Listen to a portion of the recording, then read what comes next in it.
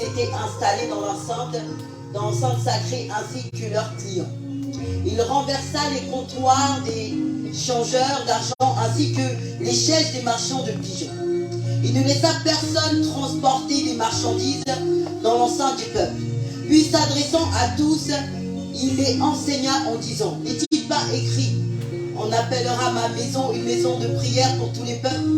Mais vous, vous en avez fait. Les chefs des prêtres et les spécialistes de la loi apprirent ce qui s'était passé et ils cherchèrent un moyen de le faire mourir. En effet, ils craignaient son influence, car son enseignement faisait une vive impression sur la foule. Le soir venu, Jésus et ses disciples quittèrent la ville. Le lendemain matin, en passant par là, ils virent le figuier. Il avait séché jusqu'aux racines. Pierre, se souvenant de ce qui s'était passé, il dit à Jésus: Maître, regarde le figuier que tu as maudit. Il est devenu tout sec. Alléluia. Est-ce que tu peux acclamer pour le roi des rois?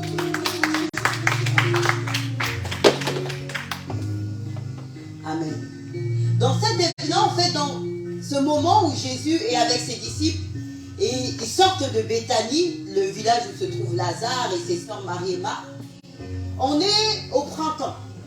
Alléluia. On est quelques semaines, voire un mois et demi avant Pâques. Donc, on situe ce temps vers le mois d'avril. On est au mois d'avril.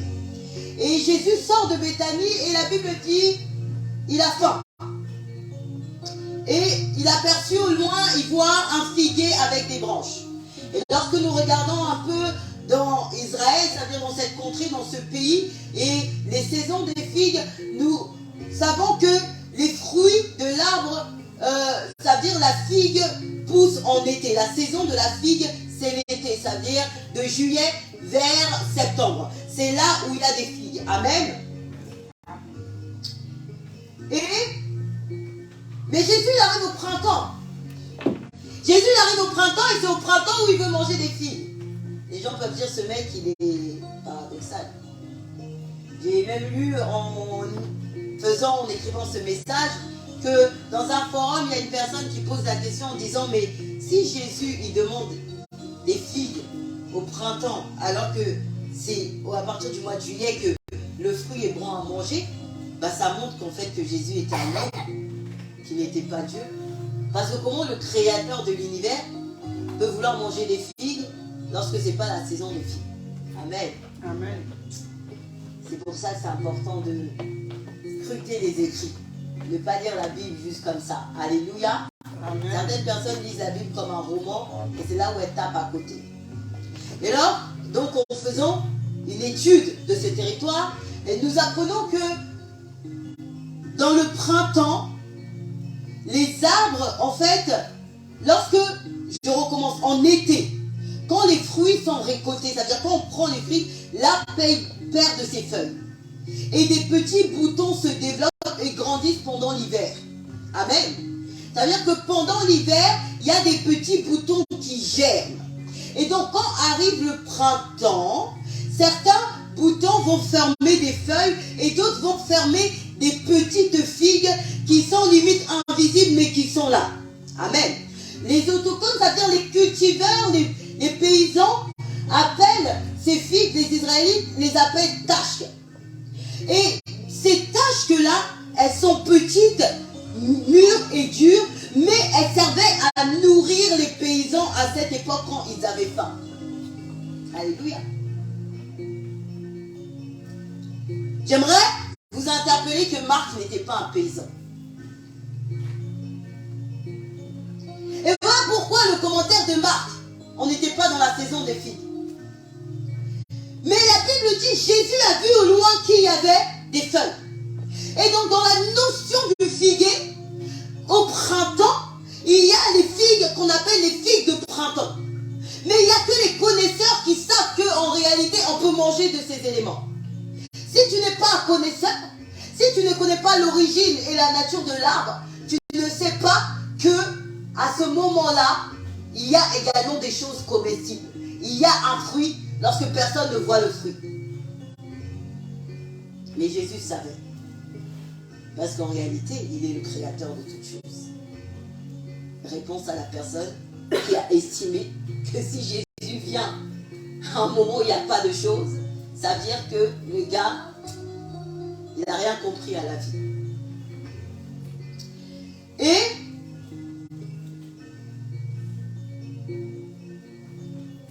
lorsque il y a ces petites figues pas mûres qu'on appelle les taches, cela donne à la longue en été les vraies figues que le commun des mortels prend pour manger.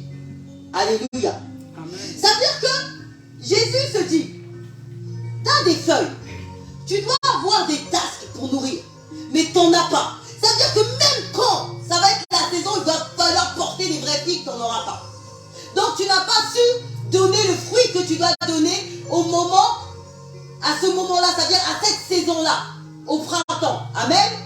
Ça veut dire qu'au printemps, tu n'as pas su donner le tasque. Ça veut dire qu'en été, tu ne donneras pas aussi le figuier pur et dur que tout le monde connaît. Donc tu ne sers à rien. Tu es inutile. Et Jésus dit, plus personne ne mangera de ton fruit. Et le lendemain, les disciples ils viennent, ils voient que le figuier a séché. Ça veut dire Jésus dit, tu ne sers à rien. Parce que dans la saison des tasques, tu ne donnes pas des tasques. Qu'est-ce que tu me dis que tu vas donner des filles quand il y aura des filles? Et c'est là le paradoxe, parce que les gens, comme ils ne connaissaient pas le principe des tasques, ils ont dit, mais ce gars-là, ça ouf, pourquoi il demande à un arbre des figues? Quand il n'y a pas de figues, après il maudit cet arbre, il le punit, alors que c'est normal, il n'y a pas de figues. Mais ce qu'ils n'avaient pas compris, c'est qu'on était dans une autre saison, c'était la saison des tasques et non des figues. Alléluia. Amen. Mais ça, Jésus savait qu'on était dans les tasques. Et du coup,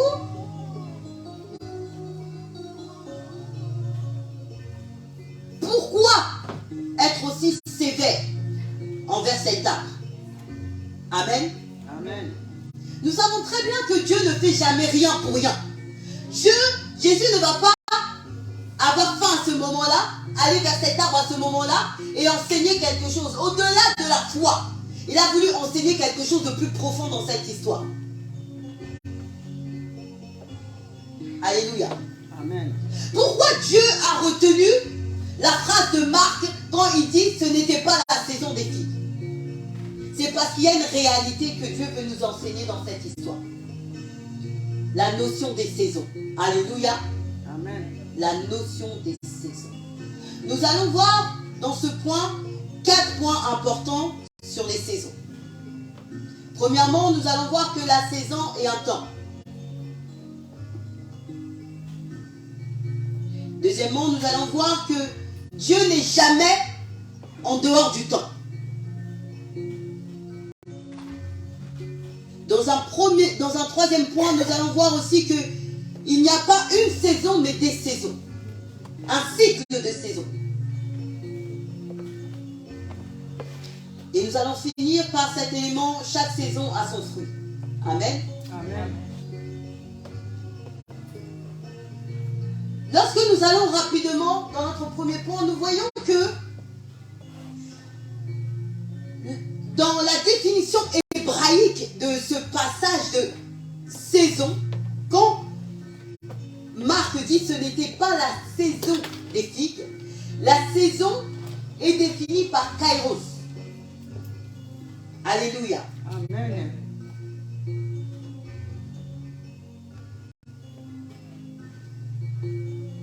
Et lorsque tu pars dans la définition, c'est-à-dire l'étymologie de Kairos, tu vois que ça veut dire une mesure de temps, plus ou moins grande proportion de temps. Alléluia. Amen. Kairos veut dire un temps fixé et défini, une époque décisive attendue. La notion de Kairos aussi, on le retrouve dans le temps de Dieu. Kairos, le temps de Dieu. Alléluia. Le temps favorable et opportun. Kairos peut dire aussi le temps convenable. Une période, ça veut dire aussi une période limitée de temps. Mais Kairos veut dire aussi, c'est que le temps apporte l'état du temps, les choses et événements dans le temps. Alléluia. C'est très important de retenir ces mots. saison pour Dieu. Amen. C'est quoi une saison? Lorsque tu aimes chanter, c'est ma saison, c'est ma saison. Ou tu dis oui, là je suis dans ma saison. Qu'est-ce que tu veux dire quand tu dis ça? Il ne faut pas dire des choses juste pour dire des choses. C'est ma saison, je suis dans ma saison, ma saison. C'est quoi la saison? C'est quoi ta saison? C'est quoi cette saison? On aime trop dire saison, saison, saison. Le Saint-Esprit veut aujourd'hui que quand tu dis des choses, que tu puisses comprendre c'est quoi ces choses. Alléluia. Amen. Ce qui est important à retenir ici, c'est qu'une saison est une période limitée dans le temps. On peut voir lorsque nous regardons le monde, la Bible dit, la terre ne vous enseigne-t-elle pas que la nature nous enseigne. Nous voyons que l'hiver a un début et a une fin. On est tous d'accord?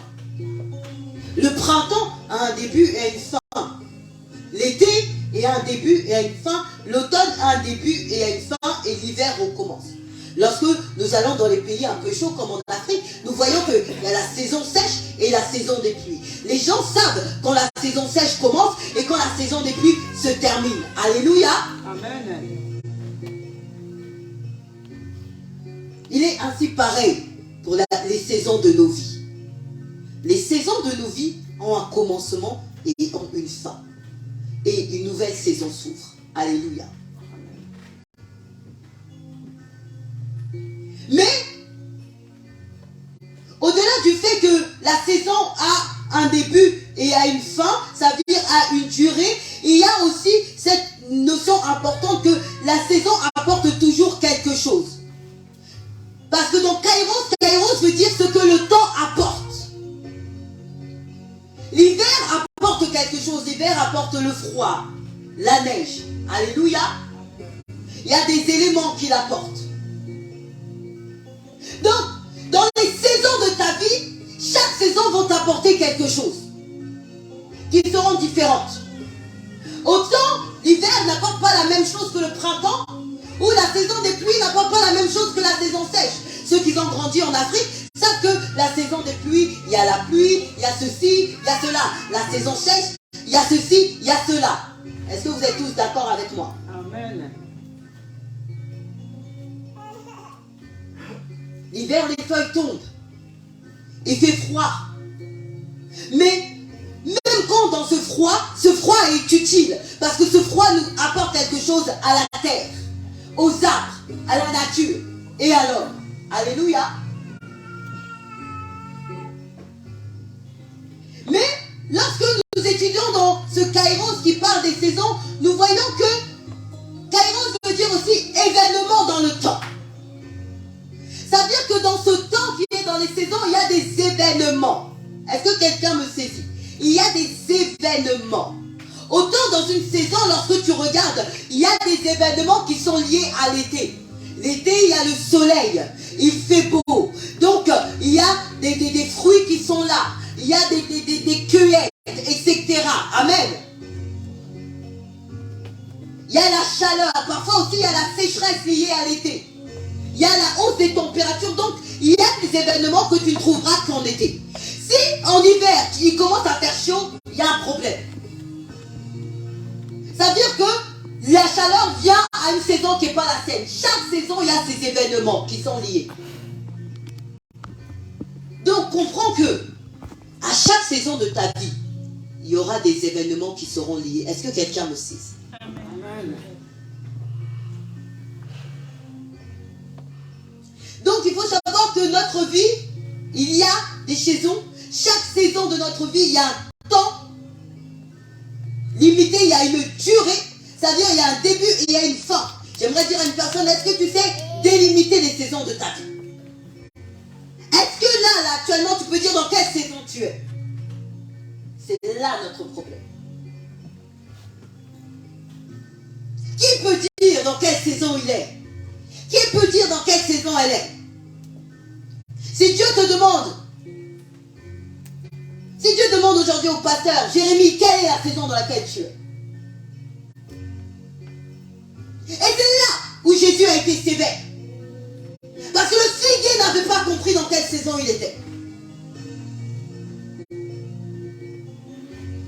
J'aimerais dire dans le point de vue, Dieu n'est pas hors temps. Jésus ne va pas s'énerver pour rien. Est-ce que quelqu'un me saisit? Les gens n'ont pas capté, ils ont dit mais pourquoi? Marc il a dit on n'était pas dans la saison des figuiers, mais pourquoi Jésus est énervé? Vous croyez que Dieu s'énerve pour tout et pour rien? Donc Dieu c'est quelqu'un d'émotionnel. Il va selon ses émotions. Donc quand il a envie de péter un câble, il pète un câble, on ne sait pas pourquoi. Pour montrer qu'il est comme les hommes. Non. Il a dit je ne suis pas un homme pour mentir, ni le fils d'un homme pour... Ce n'est pas un homme. Lui-même il a dit créons l'homme à notre image. C'est pas créons-moi à l'image des hommes. Tant bien même, il a pris la forme d'un homme, mais il reste Dieu. Donc quand Christ va s'énerver, quand Christ agit sévèrement, c'est parce qu'il y a une situation grave. J'aimerais ouvrir une parenthèse. Vous voyez bien que à la suite des événements, il se rend au temple. Et il voit que dans le temple, il y a du désordre. Et il commence à chasser les gens, renverser les tables. J'aimerais dire à une personne que Dieu s'énerve aussi. Ne croyez pas que Dieu, c'est le gentil bonbon qui ne s'énerve jamais. Arrêtez de vous mettre dans votre tête l'image de Christ, l'agneau. Il est l'agneau, mais il est aussi le lion. Ça veut dire qu'il sait rugir quand il faut rugir. Dieu est le maître du temps. Il fait toutes choses bonnes en leur temps, en son temps. Est-ce que quelqu'un me saisit ce matin? Amen. Dieu contrôle le temps. Dieu sait le temps de toutes choses. Dieu connaît chaque élément du temps.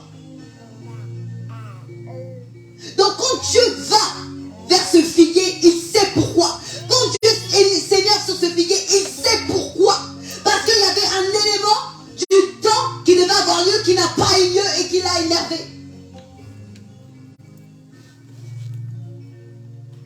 Dieu est toujours au juste moment du temps. Est-ce que quelqu'un me sait?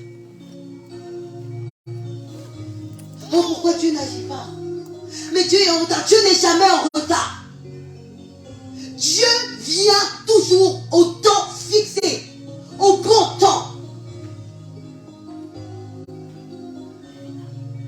Il a dit, je ne permettrai pas que ta tête heurte le sol.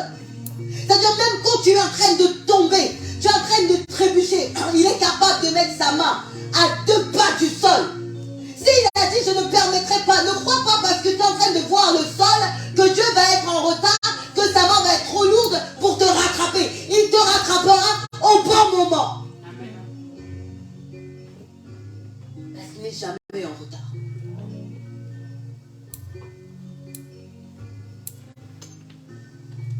Seuls les connaisseurs savaient qu'au moment du printemps, il y a également un fruit chez le figuier. Seuls les cultivateurs, mais par-dessus tout le créateur du figuier savait que j'ai créé cet arbre pour qu'au printemps aussi, cet arbre puisse nourrir des personnes. J'ai créé cet élément pour qu'à ce temps-là, il y ait quelque chose. Si à ce temps-là, il n'y a rien, et au temps où les gens voient, il n'y aura aussi rien. Est-ce que quelqu'un me saisit ce matin? À chaque moment de ta vie, Dieu attend quelque chose de toi. Yes.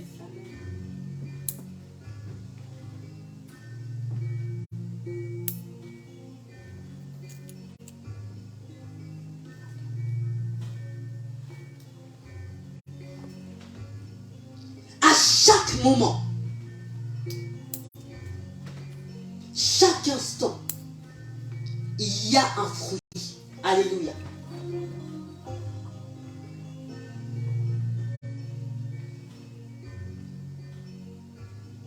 Voilà pourquoi dans notre troisième point, il n'y a pas des saisons, une saison, mais il y a des saisons.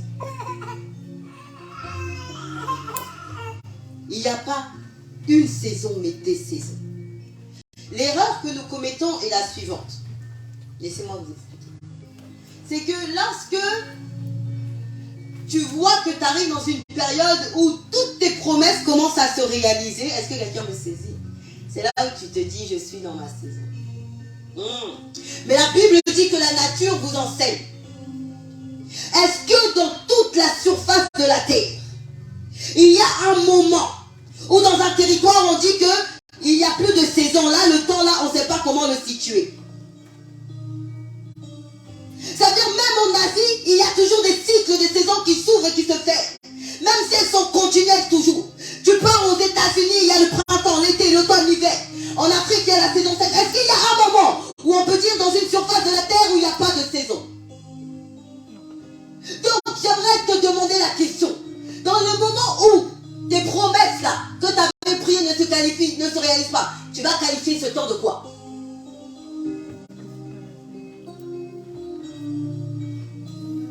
Si ta saison est tellement définie parce que Dieu est en train de réaliser tes promesses ou tes prières, quel est le temps où toi tu vois que c'est le temps où tes prières ne sont pas exaucées? Donne-moi le nom de ce temps.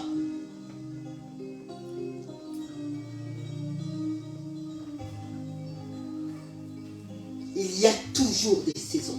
Yes. Nous sommes toujours dans une saison. Amen. Il n'y a pas de fin de saison. Mais nous avons défini au début de ce message que la saison se marque par un début et par une fin. Oui, il y aura des saisons où tout ce que tu avais demandé dans tes prières, tu vas les voir se réaliser. Ou un élément que tu avais demandé, tu vas le voir se réaliser. Mais il y aura aussi des saisons comme le printemps où ce que tu as demandé, tu ne le vois pas, mais il y a un fruit derrière ce moment. Est-ce que quelqu'un me saisit ce matin? Amen.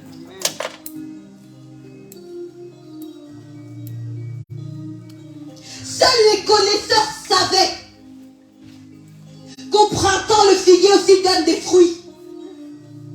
Même Marc ne le savait pas. Parce que Marc, il a dit, mais ce n'était pas la saison des filles. Même lui, j'en suis sûr, quand il a écrit ça, c'était pour spécifier dans quel état d'esprit il était. Parce qu'à ce moment-là, il pouvait se dire, mais bon, c'est le maître, on le suit quand même. Même si on ne comprend pas sa logique, on le suit. Comment il peut maudire ce pauvre arbre? Mais Christ, qui est le connaisseur, savait qu'il y avait une bénédiction en ce temps. Une bénédiction cachée. Une bénédiction que seul le Créateur sait. Une bénédiction que seul le connaisseur sait. J'aimerais dire à une personne ce matin, tu dois être sensible à l'ouverture et à la clôture des saisons. Amen. Tu dois être sensible au temps et aux saisons qui sont en train de s'annoncer. Parce que peu importe ce que tu vois, peu importe ce que tu ne vois pas, chaque saison il y a sa bénédiction. Est-ce que quelqu'un me saisit ce matin? Amen. J'aimerais dire à une personne qu'il y a des bénédictions visibles et invisibles. Est-ce que quelqu'un me saisit? Amen.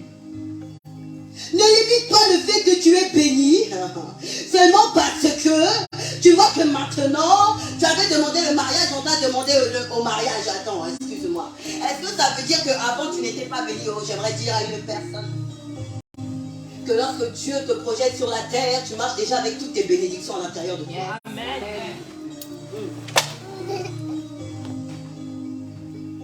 Lorsque tu marches, même là où tu es, tu as déjà toutes tes bénédictions à l'intérieur dans ton ventre. Tu as déjà toutes tes bénédictions attachées à toi. Mais au fur et à mesure du temps, au fur et à mesure des saisons, les bénédictions se révèlent. Est-ce que quelqu'un me saisit? Amen. Donc dans notre vie, il y a toujours des cycles de saisons qui s'ouvrent et se ferment, qui s'ouvrent et se ferment continuellement.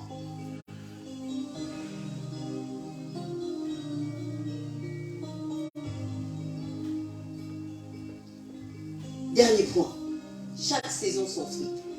J'aimerais vous parler de l'histoire de David rapidement pour que vous puissiez comprendre cette notion de saison. Est-ce que quelqu'un est avec moi ce matin? Amen. Si nous partons dans la vision de l'homme, nous pouvons dire que la saison de David, c'est quand il est intronisé roi d'Israël et quand il rentre à Jérusalem en dansant jusqu'au point d'enlever ses vêtements. On dit David est rentré dans sa saison. Mais lorsque David était oublié par sa famille, lorsqu'il était dans son coin seul et il combattait le lion et l'ours, il s'entraînait déjà à combattre Goliath. Alléluia. Amen. Lorsque David était oublié par sa famille, mais il s'occupait des brebis parce qu'il voulait en perdre aucune, il était en train d'acquérir cette notion-là d'être un bon berger selon l'image de Dieu.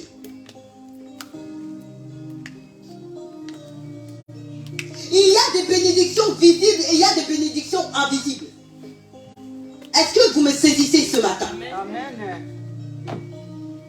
Il y a des moments, des saisons que tu vas passer dans ta vie. Comme David, à ce moment-là caché, Dieu lui faisait acquérir des capacités. Dieu le faisait de lui un vaillant guerrier qui n'avait pas peur de l'adversaire. C'était un fruit qu'il mangeait. C'était une bénédiction qu'il était en train d'acquérir. Alléluia. Ne limitez pas à la bénédiction, la notion de bénédiction que par le bien matériel. Est-ce que tu me saisis ce matin? D'autres personnes limitent la bénédiction que par le bien matériel. J'ai touché l'argent, je suis béni. Non. La connaissance, le savoir d'une bénédiction. Et donc, il y aura des saisons où Dieu va te faire grandir en connaissance. Il t'a béni.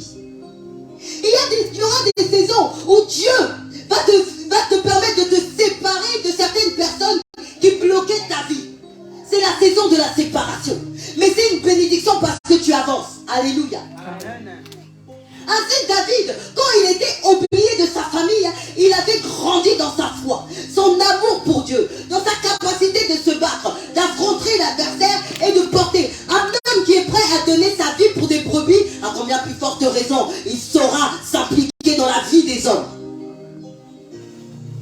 Ce qui a permis d'arriver devant Goliath. Et lorsque David arrive devant Goliath, une nouvelle saison s'ouvre dans sa vie. Il n'est plus le petit serviteur de Dieu qu'on appelait pour jouer de la harpe. Il n'est plus celui qui a été roi en secret, mais il devient le guerrier visible d'Israël. Mais pour qu'il puisse devenir ce guerrier visible d'Israël, et n'ayant pas peur des rugissements de Goliath, il fallait qu'il passe par la saison de la préparation seul dans la prairie. Alléluia. Mais si tu ne comprends pas dans quelle saison je suis, qu'est-ce que je dois comprendre, qu'est-ce que je dois acquérir, quels fruits je dois manger dans cette saison, tu passeras à côté de ta bénédiction. Dans chaque saison, il y a une bénédiction. Elle peut être matérielle ou pas matérielle, mais ça reste néanmoins une bénédiction. Alléluia. Amen. Chaque saison te conduit vers l'accomplissement de ta destinée. Et ainsi, la saison dans la prairie ramène David devant Goliath. Goliath ramène David devant dans la maison de Saül. C'est-à-dire qu'il rentre dans le palais de Saül. David devient un guerrier, un chef de guerre. Et ces années de fuite devant Israël, ces années de fuite devant Saül va faire que pendant toutes ces années, David aura 200 hommes qui va ramasser de nulle part et va faire d'eux des meneurs d'hommes. Est-ce que quelqu'un me saisit? Cela l'enseigne, cette saison va l'aider à devenir un meneur d'hommes. Cette saison va l'aider à devenir un leader. C'est une bénédiction. C'est-à-dire Dieu te fait grandir en capacité. Dieu te fait évoluer. Alléluia. Amen. Chaque saison sont là pour t'élever à un niveau différent. Pour t'élever jusqu'à l'accomplissement de ta destinée. Alléluia. Ne considérez pas que la saison est juste significative de quelque chose que je touche, que je prends et que je vais permettre jouir de ça. Non, il n'y a pas que ça. La saison est là pour m'élever. La saison est là pour me faire monter vers l'accomplissement de la destinée. La saison est là pour me faire monter vers Dieu. Alléluia. Amen. Saison après saison, je monte les escaliers, les marches pour atteindre la saison ultime où je me retrouve devant Dieu. Hey, j'aimerais dire à une personne, les saisons n'ont pas de fin. Même quand tu vas quitter cette terre, une nouvelle saison va s'ouvrir. La saison du règne avec Christ. La saison saison du repos éternel, la saison où tu es pleinement dans sa présence. Les saisons sont des cycles continuels qui sont là. Alléluia. Amen. Donc ainsi David, saison après saison, il le ramenait à être le roi qu'il devait être. Et ainsi la Bible dit, lorsque il est arrivé à Juda, on l'a consacré roi de Juda. Juda n'était pas Israël, n'est-ce pas? Mais pouvons-nous dire que David n'était pas dans sa saison? J'aimerais dire, il était dans une nouvelle saison qui s'était déclenchée. La saison où il devait maintenant apprendre à diriger une nation. Peut-être qu'elle était petite, mais Dieu commence toujours par des petites choses. Il va te donner à diriger une ville pour voir comment tu vas diriger un pays. Il va te permettre de diriger quelques hommes pour t'apprendre à diriger une multitude. Mais si toi tu ne saisis pas que c'est la saison où Dieu t'enseigne à diriger des hommes, tu vas passer à côté parce que tu vas te plaindre. Seigneur, tu m'avais dit que je devais diriger des nations. Si David aurait dit, Seigneur, c'était Israël, c'était pas Juda, moi je refuse Juda, David serait passé à côté d'Israël. Est-ce que quelqu'un me saisit? Amen. Si tu n'arrives pas à capter dans quelle saison je suis, qu'est-ce que Dieu veut m'enseigner, quelle est la bénédiction, ça veut dire, quand je parle de bénédiction, ça veut dire pendant ce moment-là, qu'est-ce que Dieu veut m'apprendre? Qu'est-ce qui va me permettre de grandir, d'évoluer, d'être quelqu'un de nouveau, d'acquérir une nouvelle dimension, d'être béni en élévation? Si toi tu limites que la saison sur je vais toucher de l'argent, tu n'as rien compris de la notion des saisons. Alléluia. Amen. Peu importe. Même dans la vallée de l'ombre de la mort, il y a une bénédiction. David a dit